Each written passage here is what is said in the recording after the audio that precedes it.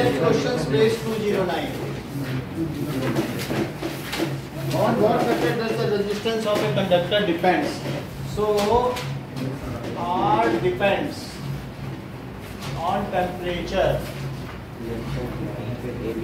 Area of viral temperature पर depend करता है. Directly proportional to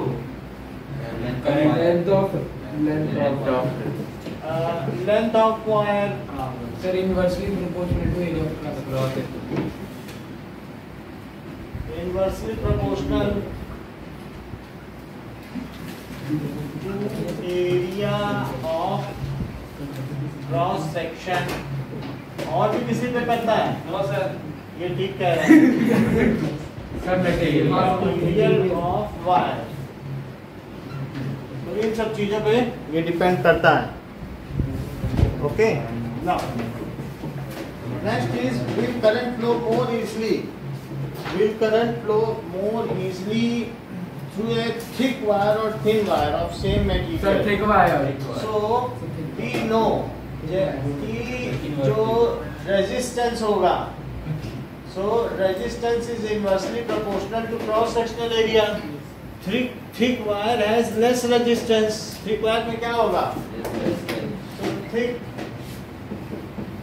wire has more cross section area. तो इस वजह से क्या होगा? Less resistance. So current will pass in greater magnitude. ज्यादा पास होगी. Greater magnitude through it. ठीक है, in comparison to thin wire. तीसरी बात कही गई है, let the resistance of electrical component remain constant while the potential difference across the two ends decreases to half. कह रहा है यदि potential difference V is reduced to half of its initial value. यानी अगर आप मान लीजिए कि एरिया बड़ा है, एरिया ऑफ वायर, तो पूछ रहा है इसमें ज्यादा करंट फ्लो करेगी कि इसमें ज्यादा करंट फ्लो करेगी. अच्छा, हमने दोनों को 2 वोल्ट की बैटरी पे लगाया है और इसमें भी हमने 2 वोल्ट की बैटरी लगा दी. तो वो पूछ रहा है कि अगर हमें किसमें करंट की ज्यादा हो. तो अब जरा देखो कि 2 वोल्ट की बैटरी और करंट क्या होती है, आई. तो ये बताओ कि R बड़ा होगा R1 की R2. क्या देखो R1 की वैल्यू ज्यादा होगी कि R2 की? क्या ज्यादा होगी? सेम होगी वैल्यू. सर अब जरा देखिए कि ये बताइए कि R1 by R2 क्या होता है? ठीक है, 1 by A1 by 1 by A2. So R1 by R2 क्या हुआ बताइए? A2 by A1. क्या आपको मालूम है कि R V by I का रेशो है? तो मैं R1 की जगह क्या लिख दूं ईशान? R1 की जगह सर V by बता ही नहीं रहे. और इसकी जगह क्या लिख दूं? तो that is A2 by A1 हो गया. सर I1 I2 तो सेम है ना.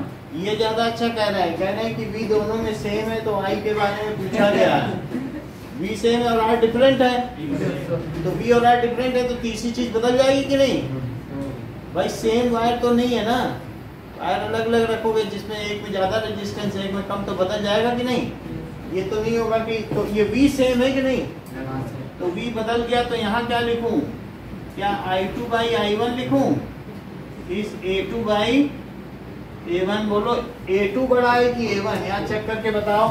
ये A1 है, ये A2 है, तो A1 is greater than A2. तो यहाँ से क्या पता चलता है कि राइट हैंड साइड में डिनोमिनेटर बड़ा है. ठीक है, सो इसलिए क्या इससे आपको ये पता चल रहा है कि A2 by A1 बड़ा है ना? क्या वो लेस देन 1 नहीं हो गया? भाई नीचे की चीज बड़ी है, तो क्या ये चीज लेस देन 1 नहीं हो गई? तो क्या I2 by I1 is less than 1 नहीं हो गया? तो अगर ये मैं I1 इधर ले जाऊं तो I2 में कम करंट है और I1 में ज्यादा, इसको नोट कर लो, ये काम की चीज है। समझ में आई बात आपको कि ये मैथमेटिकल इसका सोल्यूशन। स्टेटमेंट में लिख सकते कि एरिया, स्टेटमेंट में आप लिख सकते हो। मान लो स्टेटमेंट में कई बार आप लोगों से गड़बड़ होती है, हमने देखा है कि आप लोग को प्रॉपर एक्सप्लेन नहीं कर पाते हो, बट इस चीज को आप नोट कर लो, निशान नोट करो। और कभी भी कोई सर्किट बनाओ तो उसमें आई की डायरेक्शन जरूर बनाओ ना।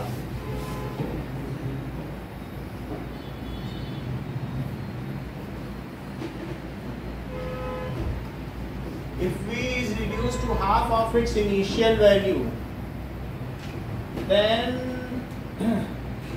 current will also be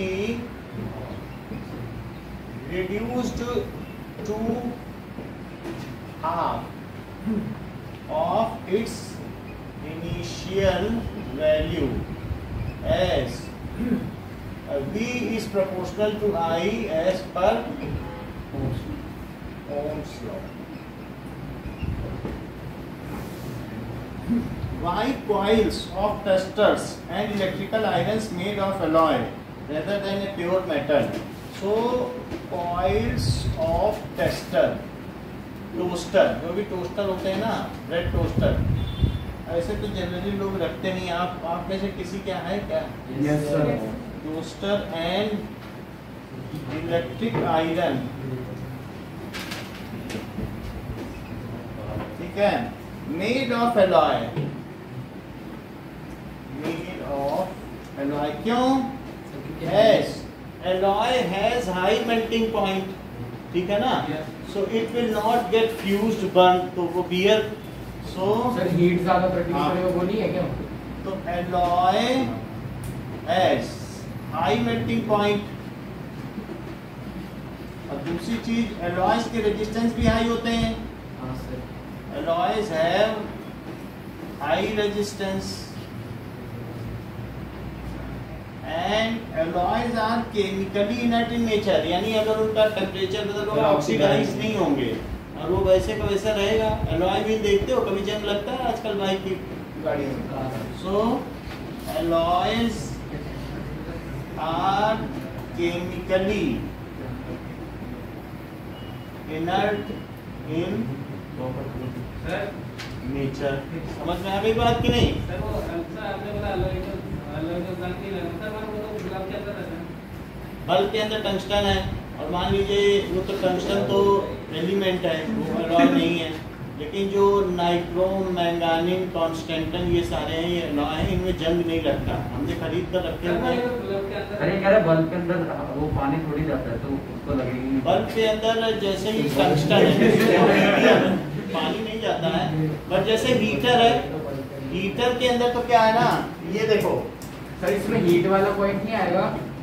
ये हीटर है, ये इलेक्ट्रिक आयरन, तो इलेक्ट्रिक आयरन के अंदर तो जो ये बड़े बड़े ऐसे होते हैं ना, खोल के तो देखा ही होगा प्रवीण ने, तो ये जो है इसको कौन सा ऑक्सीजन से बचा लोगे, ये है ना, ऐसा होता है एलॉय। जैसे बहुत मोटी ये जंजीर नहीं पहनते थे बप्पी लायरी उतना मोटा होता है एलॉय का, वैसा वो braided.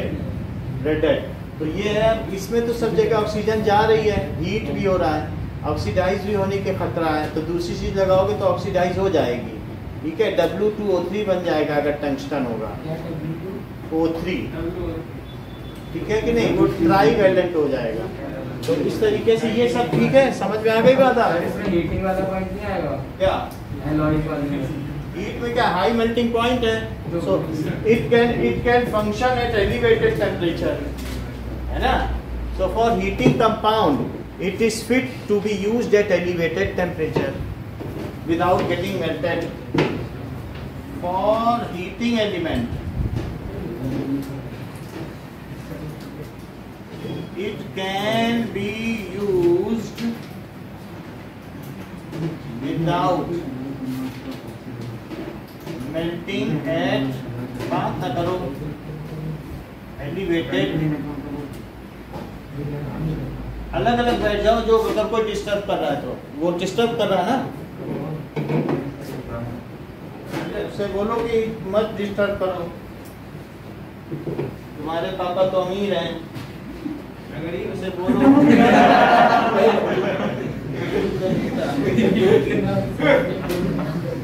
which iron and mercury is better conductor, ठीक है कि नहीं? तो आयरन और मरकरी में कौन बेटर कंडक्टर है? चेक करो पीछे, जो ऊपर है वही बेटर कंडक्टर है। Iron is better conductor than mercury.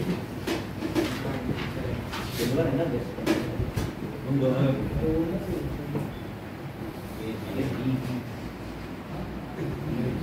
और which material is the best conductor? Silver is best conductor. और which is best conductor on the basis of economy? Copper हो गया। Which is best conductor on the basis of weight? ठीक है। Silver is best conductor. Copper is best on basis of economy. सब ये copper भी तो बना रहे हैं सर। सीयू का पूरा नाम क्यूप्रम है, cuprous. Aluminium is best conductor on basis of wait.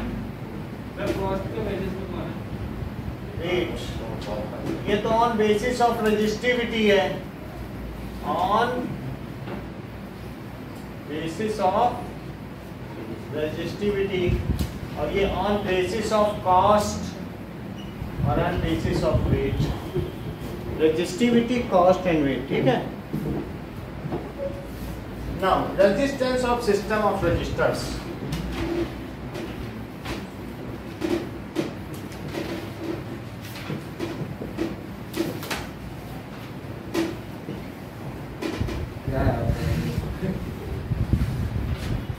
Resistance of system of resistor. तो अभी हम लोग देखेंगे कि resistors in series,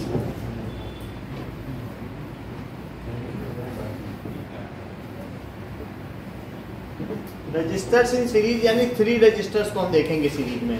when resistors are connected end to end, जैसे हमारे घर में झालर होती है दीपावली में, तो it is resistors in series. When resistors are connected, ठीक है, end to end कनेक्ट कर दिया गया, and their terminals are connected to some source of potential difference, then such combination forms a series combination of resistor, ठीक है। then it is called series combination of register। Sir its terminals, इस जो इसके terminals are वो क्या कर दी जाएंगे, are connected to source of potential difference. हाँ बोलो सर। ऐसी झालर नहीं होती जो पैरेलल हो? क्या ऐसी झालर नहीं होती जो पैरेलल हो? ऐसी झालर वहाँ पे होती है सड़कों पे, जैसे सरदारपुरा जाते हैं ना तो पैरेलल, तो वो ग्लो करती है पर सर। तो इसमें एक बार और वो जो झाल दोनों तरीके का लगाते हैं, एक ऐसी झालर लगाएंगे जो टिमटिमाएगी, और बीच बीच में जो बड़े बल्ब लगाएंगे वो पैरेलल में लगाएंगे। Its terminals are connected to source of potential difference. जैसे मैंने एक ही अडाप्टर से इसमें 4 झालर लगाई है तो चारों झालर पैरेलल है, इसमें यही काम किया।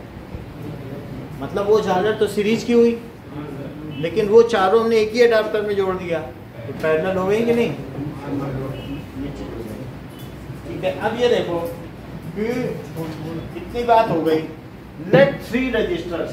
अब बात आती है कि if 3 resistors are connected in series then find their equivalent resistance.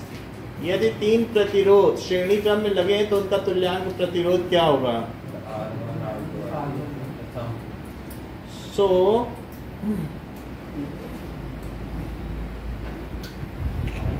Okay, तो उसको क्या लिखेंगे?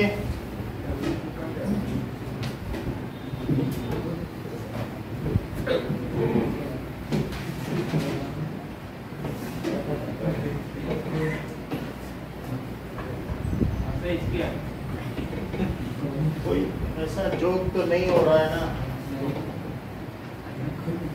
उसको पढ़ना नहीं है।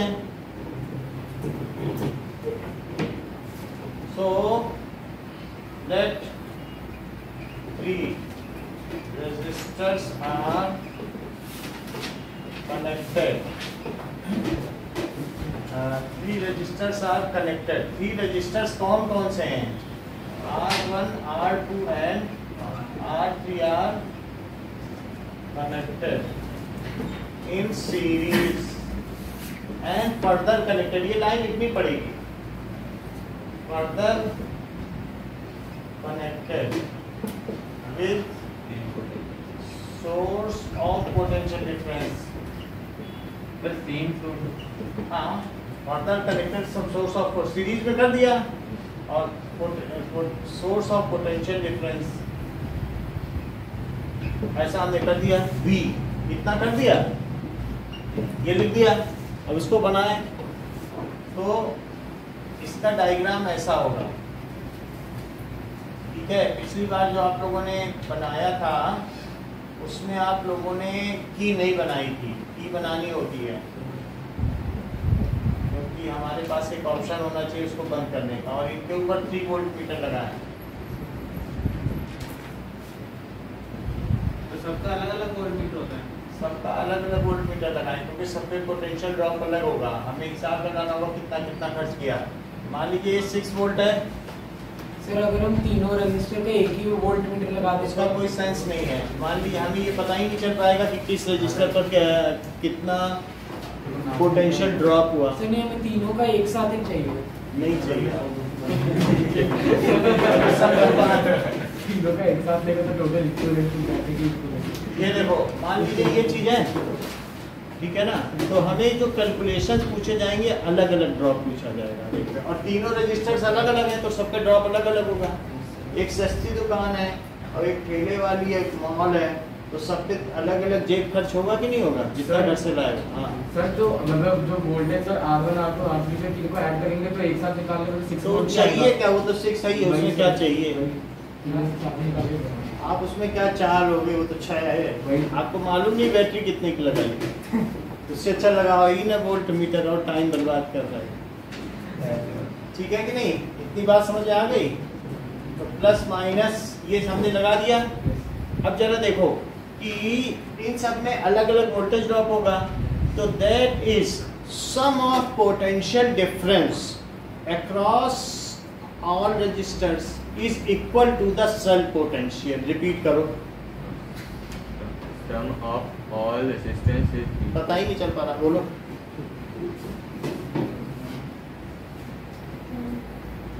रजत, Sum of voltage across all resistors is equal to the total potential. बोलो। Sir, sum of all voltage across the resistors is equal to the total potential difference in the circuit. नहीं, कौन बताइए? ये बता दो। sum of potential drop at each resistor is equal to Sum of potential drop across various resistors. जैसे घर से निकले 4-5 दुकानों में होकर घर पे आ गए, तो आपको मालूम है ना कि जगह जगह जितना पोटेंशियल ड्रॉप हुआ, पॉकेट में पोटेंशियल होता है ना, तो क्या वो सब आपके जेब खर्च के बराबर नहीं हुआ?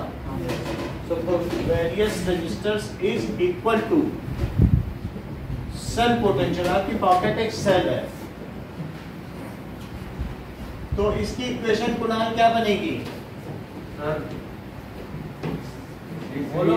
V1 plus V is equal to V1 plus V2 plus V3। तो अगर ये डिफरेंट रजिस्टर्स हैं तो इसमें ये जो अगर मान लो R1 की वैल्यू बड़ी है, R2 की उससे कम है, R3 की उससे कम है, तो इस वाले सर्किट सर? में सबसे ज्यादा करंट किस में जाएगी? R1 में जाएगी, सर सब में इक्वल है। क्योंकि एक सर्किट है तो ऐसा नहीं होगा कि अलग अलग करंट जाए एक सर्किट में। हाँ बोलो। सर अगर हम V equal to V1 plus V2 plus V3 लिख के डिराइव करते हैं तो हमें V इक्विवेलेंट लिखना पड़ेगा ना। हाँ, सर अगर हम V equal to V1 plus V2 V equivalent नहीं होगा, R इक्विवेलेंट होगा। सर मतलब यानी ये इक्विवेलेंट नहीं है। जो आपका पोटेंशियल था वो जगह जगह ड्रॉप हो गया। मान लीजिए जैसे ये 6 वोल्ट है और ये कितना है बोलो? 0 वोल्ट। यहाँ से फ्रीली चले सड़क पर टहलते हुए, यहाँ तक कितना है? 6 वोल्ट। 1 वोल्ट तुमने ठेले पे खर्च कर दिया तो 5 वोल्ट आया, क्या 1 वोल्ट का ड्रॉप कर दिया? फिर मॉल आ गया, मॉल में तुमने 4 वोल्ट ड्रॉप कर दिया, तो बोलो अब कितने वोल्टेज तुम्हारे पास बचे? 4 कम कर दो 1 वोल्ट। और ये 0 0 चल रहा है क्योंकि यहाँ तो भाई ड्रॉप होगा नहीं, तो ये 0 वोल्ट, तो ये 0 वोल्ट, तो ये 1 वोल्ट है। यहाँ भी फ्रीली चलते रहो तो यहाँ कितने का ड्रॉप हुआ? 1 वोल्ट। तो बोलो सबका ड्रॉप इसके इक्वल हुआ कि नहीं? यहाँ कोई इक्विवेलेंट नहीं है। If different resistors are replaced by a single register so that same current can be achieved in the same circuit, है ना, with same cell, then that single register is called तुल्यांक प्रतिरोध, then उसे equivalent resistor कहेंगे। If all the combinations of resistor, if a combination of resistor को मैं एक single register से रिप्लेस कर दूं और वही करंट पाऊं उस सर्किट में जो कि उसी सोर्स ऑफ पोटेंशियल डिफरेंस है जो पहले हुआ करती थी, तो ऐसे सिंगल रजिस्टर को इक्विवेलेंट रेजिस्टेंस कहेंगे या इक्विवेलेंट रजिस्टर कहेंगे और उसका रेजिस्टेंस को इक्विवेलेंट रेजिस्टेंस कहेंगे। बोलो बात समझ आ गई? एक बार लिखाता हूँ फिर पूछूंगा, ठीक है कि नहीं? ये इसमें कुछ थोड़ी ना बदल रहे हैं, इसमें तो जो पैसा लेके गए वो जगह जगह खर्च कर दिया, इसमें क्या इक्विवेलेंट? नहीं, कोई ये बदल थोड़ी ना रहे हो कुछ। तो उसमें 2 सर्किट होंगे, एक में ये लगाओगे और एक में इसके इक्विवेलेंट में क्या लगाओगे? ये देखो, however current in the circuit remains same, ये भी लिखना पड़ेगा। however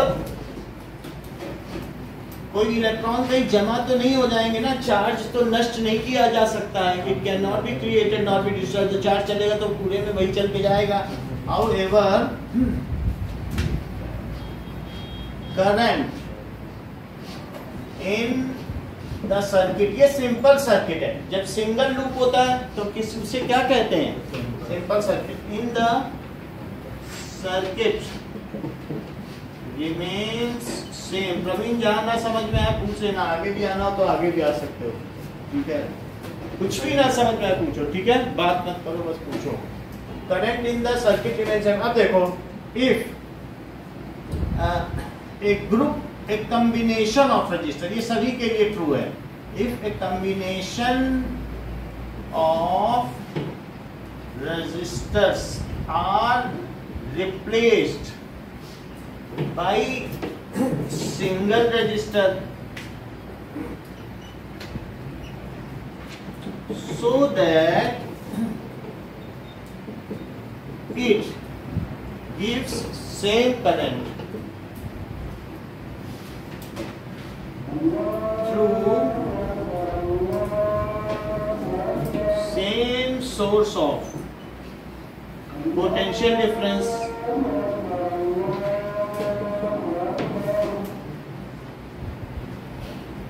then अगर वो सेम करंट दे वही पोटेंशियल डिफरेंस लगाने पे। अब जरा देखो, यहाँ पर मैं ऐसे लिखूंगा और ऐसे लिखने पे कैसे करेंगे? एक और सर्किट बनाएंगे और एक सर्किट में एक ऐसे लगा देंगे और यहाँ पर यही है, एंड दैट इज जो भी है चाहो तो यहाँ पे कुछ लगा दो, ये आर इक्विवेलेंट है। अगर 6 वोल्ट है तो पूरा ड्रॉप होगा ही, तो इसमें डाउट है ही नहीं। 6 लेके जाएगा 0 पे आएगा, पूरा ड्रॉप यही है, ठीक है? और ये क्या है सर? वो इक्विवेलेंट का साइन है। हाँ, ये इक्विवेलेंट। सर वो ट्रिपल लाइन बताओ। सर दोनों सर्किट के बीच में। हाँ, मतलब ये दोनों अगर इसको हमने इससे रिप्लेस कर दिया, जरूरी है कि दोनों में आई दिखाओ। सर तो डबल और ट्रिपल में फर्क क्या है? ट्रिपल है कि मतलब जब एक हम सिंप्लीफाई करते हैं ना सर्किट, तो फिर हम ये दिखा देते हैं। यहाँ भी आप चाहे तो वोल्ट मीटर लगा सकते हैं, वो वही रहेगा, वही रहेगा। सर पर ये ट्रिपल क्यों लिख रहे हैं? ट्रिपल का मतलब ये सर्किट इसके इक्विवेलेंट है। तो फिर डबल क्यों नहीं लिख रहे हैं? डबल में क्या फर्क है? डबल नहीं लिखते हैं। जब एक अभी हम देखेंगे पैरेलल में या मिक्स्ड कॉम्बिनेशन में धीरे धीरे एक सर्किट से हम और सिंप्लीफाई करते करते जाएंगे तो ट्रिपल है। सर्किट के लिए इक्विवेलेंट का साइन ट्रिपल होता है। तो ये चीज है कि इसमें हमने कर दिया, क्या वही करंट मिल रही उसी सोर्स से। तो ऐसे समय में तीनों की जगह एक लगा दिया, तो आपका मेन इंटरेस्ट करंट पे है, कितनी करंट मिलनी चाहिए, तो ये चीज है। तो then that single resistance is called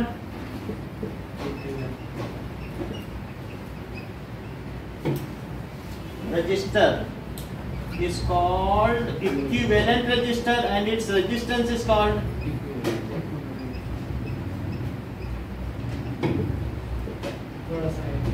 and its equivalent is called resistance। ये बात हो गई। अब देखो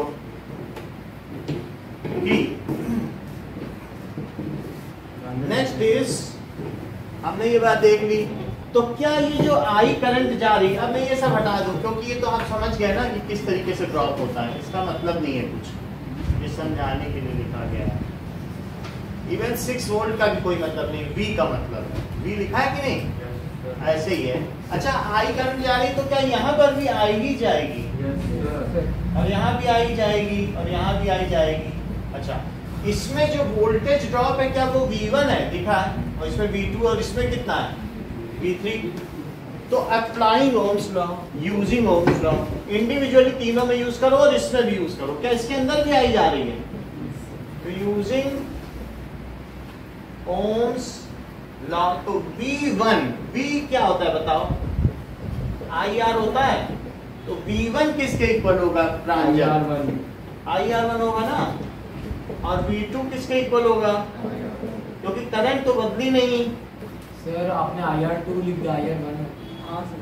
और V3 किसके इक्वल होगा, IR3। और इस वाले में V किसके इक्वल होगा, IR equivalent. Placing these values in equation 1, law of potential. So टेक मत लगाइए आज का Pranjal. So placing these values in equation 1, तो मैं V की जगह क्या लिखूं प्रांजल,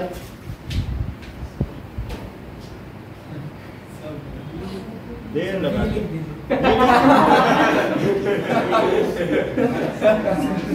ये हाँ सेकंड सेमेस्टर में आए, शुरू से थे नहीं तो इन्हें मालूम होता। अच्छा, V1 की जगह क्या लिखूं, और IR2, IR3। ये और कुणाल दोनों एक लेवल के थे, लेकिन कुणाल ने अपने को अलग किया फ्रंट सर्कल से। कुणाल तेज होता गया, इसने फ्रंट सर्कल में इंडल्ज कर दिया, ये वीक होता गया। अब देखो R1 R2 plus R3, I से I कट गया, सो R इक्विवेलेंट क्या हुआ आप कहते हैं। So it is R equivalent क्या हुआ, it is R1 plus R2 is equals to R3। इसका स्टेटमेंट बताओ कुणाल। R equivalent का हाँ, रेजिस्टेंस जो आपने भी लिखा है। हाँ हाँ बोलो।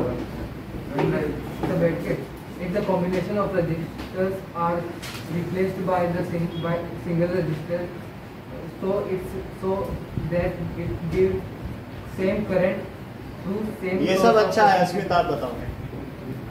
Sir, if combination of resistors are replaced by a single resistor such that it gives same current. बोलो Ishan. Sir, equivalent resistance of all the resistors can be achieved by the summation of resistance of each resistor. In series combination से बोलोगे ना, सो equivalent resistance बोलना, register ना बोल देना।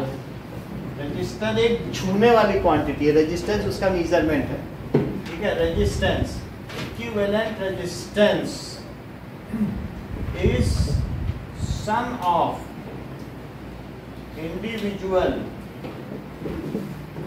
resistance in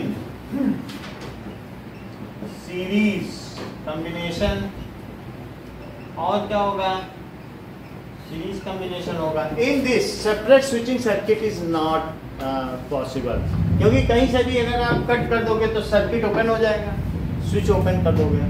सो अब यहाँ पर ये जो इक्विवेलेंट रेजिस्टेंस होगा, क्या वो लार्जर देन द लार्जेस्ट होगा? Yes. मान लो एक का 2 में, एक का 3 में और एक का 4 में, तो इसका मिलके कितना हो गया? 9। तो क्या ये value larger than the largest है? Yes, sir. So R equivalent is larger than the largest as cell potential is subdivided into various appliances, so they do not work at their full efficiency। 6 volt की चीज थी, कहीं 1 volt गिर रहा है, कहीं 2 volt गिर रहा है, एक ही दुकान में जाते तो पूरा दिल खोल के खर्च करते, लेकिन अगर वो सब डिवाइड हो गया तो क्या वे वर्क करेंगे कि टेमटेमाते रहेंगे? सो इसलिए एज सेल पोटेंशियल इसे कहते हैं, cell potential is subdivided into various resistors, so these will not work। अगर ग्लो कर रहे हैं तो ग्लो नहीं करेंगे with full efficiency और power.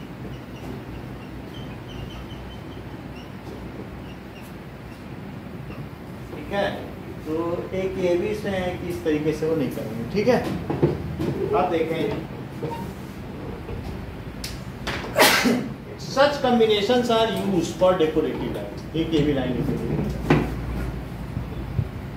Such combinations are used for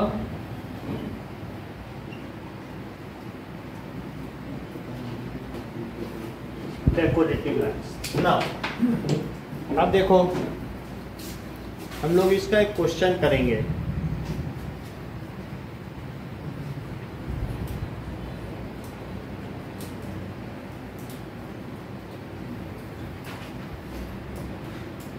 इसके अपनी कैरेक्टरिस्टिक्स बताएंगे। ये इसके कैरेक्टरिस्टिक्स हैं, इसी के बेसिस पे डिफरेंशिएट होगा पैरेलल और इसका, ठीक है। तो ये जो 4 है, इन्हीं पे हम डिफरेंशिएट करेंगे, पैरेलल कॉम्बिनेशंस और इसका। नाउ अब देखिए कि एग्जांपल 12.7 निकालो।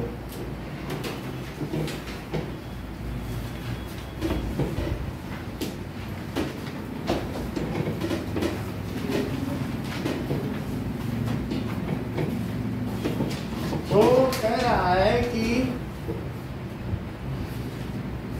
एक इलेक्ट्रिक लैंप 20 ओम का है और कंडक्टर 4 ओम का है, और ये लैंप है, तो ये 20 ओम का है और ये 4 ओम का है। These are connected in series with 1.5 की बैटरी आती है बाहर सेल, तो 4 लगा दोगे तो वैसे 6 वोल्ट हो जाएगी कि नहीं? ये 1.5 की है, ये सब 1.5 की आती है, ठीक है कि नहीं? वैसे 4 लगा दो। अब सर अगर इस क्वेश्चन का फिगर ना दे तो हम कैसे जानेंगे पैरेलल में है? बताएगा, ठीक है, सब चीज वो बता देगा कि सीरीज है। अब जरा देखो, इतनी सब बात है, दिस इज की, दिस इज ए मीटर, तो ये हमने गलत साइन बनाया, प्लस की तरफ से प्लस लिखना है, ये माइनस, ठीक है, और बाकी तो ठीक है। करंट का फ्लो भी दिखाना है, कई लोग नहीं दिखाते। अभी आई करंट है। अब इसमें कुछ चीजें पूछी गई हैं कि सर्किट करंट, और सेकंड पूछा गया है कि potential drop across each resistor, और थर्ड ये पूछा गया है कि नाउ इक्विवेलेंट रेजिस्टेंस। ठीक है, इतनी बात समझ में आ गई। अब जरा देखो कि इधर कर लिया, ये क्वेश्चन आपके सामने रहेगा ना। अब जरा देखिए थर्ड पार्ट पहले बताओ, आर इक्विवेलेंट क्या होता है? सो दिस इज 4 प्लस 20, तो ये 24 ओम हो गया। अब इसके बाद आ जाइए फर्स्ट, तो ये तो हो गया आर इक्विवेलेंट रेजिस्टेंस, तो V is equals to I R equivalent लिख दो। मतलब कि जो भी है इन दोनों को सिंगल मान लिया जाए। अगर इन्हें सिंगल मान लिया जाए तो इनका टोटल रेजिस्टेंस कितना होगा? 24 ओम माना जा सकता है। ये सिंगल बैटरी, ये सिंगल रजिस्टर, तो करंट निकाल लें, है ना। हमने इक्विवेलेंट सर्किट बनाया था कि नहीं? मान लो कि ये एक ही रजिस्टर है, तो वो भी निकाल ही लिया है। V कितना है? और R इक्विवेलेंट 24, तो I कितना हो गया? 6/24, तो 1/4, so this is equals to कितने एम्पियर हो गया? ठीक है। अच्छा, अब हम ये कह सकते हैं कि ये सर्किट करंट है, इज सर्किट करंट। अब थर्ड देखिए, सेकंड वोल्टेज ड्रॉप, क्या यही करंट इसमें भी जाएगी? 0.25 एम्पियर यहाँ भी जाएगी। तो बताओ जो V1 है, V1 पे ड्रॉप क्या होगा? क्या IR1 होगा? लेकिन I कितना है? I तो सर्किट में एक ही रहता है, और इंटू 4, तो ये कितना हो गया? 1 वोल्ट। और V2 कितना हो गया? क्या IR2 हो गया? तो इस तरीके से V2 इज इक्वल्स टू 0.25 और R2 कितना है? 20। तो ये क्या 500 हो गया, और 5.00 5 वोल्ट हो गया। अब क्या ये जो टोटल ड्रॉप है वो सेल्फ पोटेंशियल के इक्वल है? तो इससे पता चल जाता है कि V1 पॉजिटिव। बुक कंफर्म भी कर रही लास्ट में कि हाँ देखो हम दिखा रहे हैं कि सेल्फ पोटेंशियल के इक्वल। बुक ने कंफर्मेशन दिया। अब ये देखो एक क्वेश्चन नंबर 2 कि ये 2 ओम है और ये 4 ओम है, और ये सेल है, ठीक है, और यहाँ पर 2 वोल्ट का पोटेंशियल ड्रॉप है। 2 वोल्ट का बता ही नहीं रहा है सेल पोटेंशियल क्या है, बस इसी पे बता दिया इसमें। तो अब तो पूछ रहा है कि सेल पोटेंशियल बताओ, और सेकंड पूछ रहा है कि करंट इन सर्किट बताओ। ठीक है, ऐसा पूछ रहा है। तो इसे यहाँ R1 मान ले और इसे क्या मान ले? R2। अच्छा, अब इसके बाद क्वेश्चन नंबर 2 का सलूशन देखो। R1 और R2 मान लिया गया है, तो अब जब टेक ना लगाएं, सो दैट इज V1। यहाँ पे ड्रॉप कितने का है? V1 है क्या? तो V1 किसके इक्वल होगा? क्योंकि फुट का ड्रॉप होगा, तो IR1। तो 2 वोल्ट का ड्रॉप है, I तो पता नहीं है, लेकिन R कितना है? तो इस तरीके से I कितना हो गया? 2/2। तो I is equal to 1 ampere हो गया। I यानी इस सर्किट में 1 एम्पियर हो गया। अच्छा, अब इस सर्किट में आप ऐसा करो कि R इक्विवेलेंट निकाल लो, तो वो इक्विवेलेंट क्या होगा? R1 plus R2। तो R1 2 है और ये 4 है, ये 6 ओम हो गया। अब ओम्स लॉ लगाओ। ओम्स लॉ क्या कहता है कि V is equal to I R equivalent. अगर इनको 1 मान लिया जाए तो ये कितना है? क्या 6 ओम है? और इस सर्किट में फ्लो करने वाली करंट क्या है? दैट इज 1 एम्पियर है। क्या चेक करो, क्योंकि जो करंट आ गई वो तो पूरे सर्किट में ही होगी।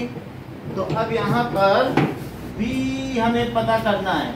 तो I हो गया 1 एम्पियर और R इक्विवेलेंट 6 हो गया। तो क्या ये 6 वोल्ट होगा एज प्रेडिक्टेड बाय ईशान? बोलो, समझ में आ गई बात कि नहीं? कि यहाँ पर ये 6 वोल्ट हो गया। Is it correct? ठीक है। नाउ एक क्वेश्चन नंबर 3 देखिए। इसमें रेजिस्टेंस नहीं बता रहा है, कुछ चीजें बताता है, कुछ चीज नहीं बता रहा है। और ये वोल्टेज है, ठीक है, 6 वोल्ट। और इसमें वो कह रहा है कि पोटेंशियल ड्रॉप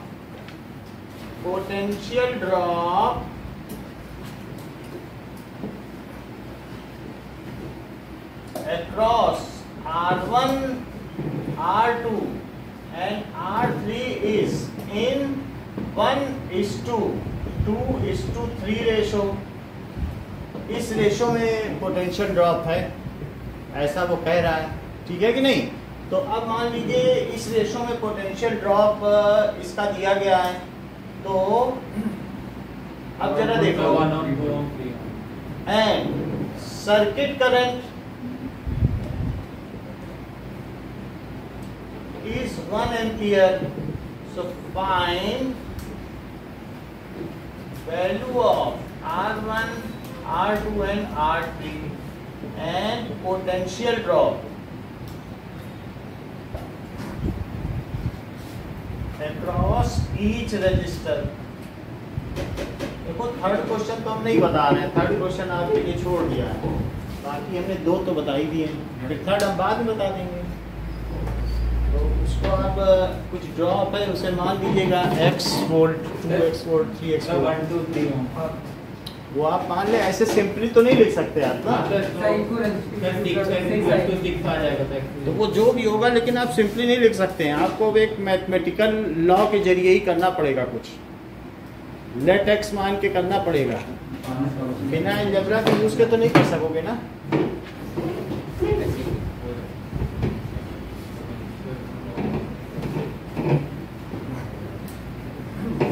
चलिए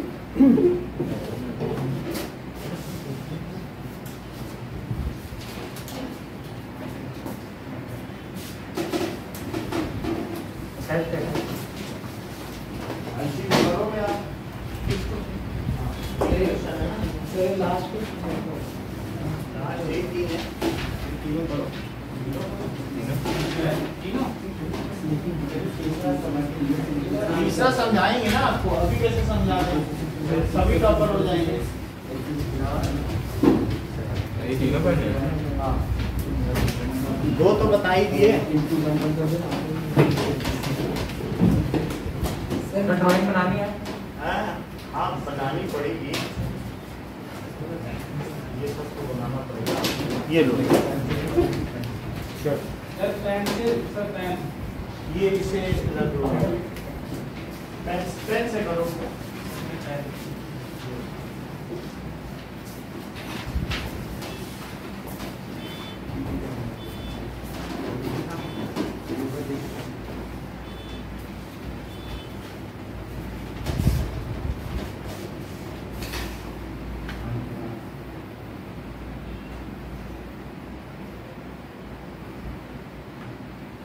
okay, thank you Manisha. Sir हमारे बोर्ड एग्जाम में डायग्राम के भी मार्क्स होते हैं क्या इसमें इलेक्ट्रिसिटी में?